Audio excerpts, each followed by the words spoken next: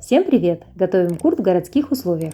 Для этого нам необходим кефир жирностью не менее 3,2% с малым сроком хранения 3-5 дней. Кефир предварительно замораживаем в морозильнике. Затем снимаем упаковку.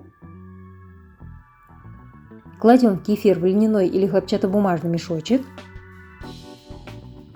Под него ставим дуршлаг или сито и оставляем размораживаться при комнатной температуре. Через несколько часов кефир полностью разморозился, большая часть сыворотки стекла, но не до конца, поэтому ставим нашу массу под гнет и отправляем в холодильник на сутки. Конечно же, не забываем периодически сливать выделившуюся сыворотку. Прошло 24 часа. Как вы видите, творожная масса стала плотной, но в то же время очень мягкой. У нее очень нежный сливочный вкус. Можно добавить щепотку соли, и получится самый настоящий творожный сыр.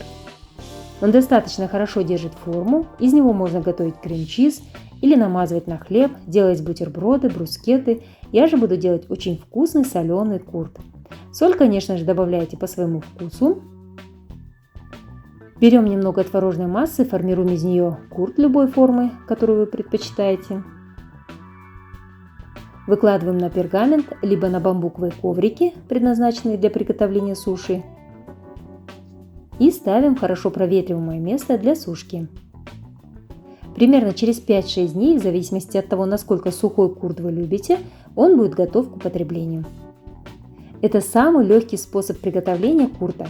В дальнейшем я поделюсь с вами с еще одним не менее вкусным рецептом всеми любимого, не побоюсь этого слова, курта.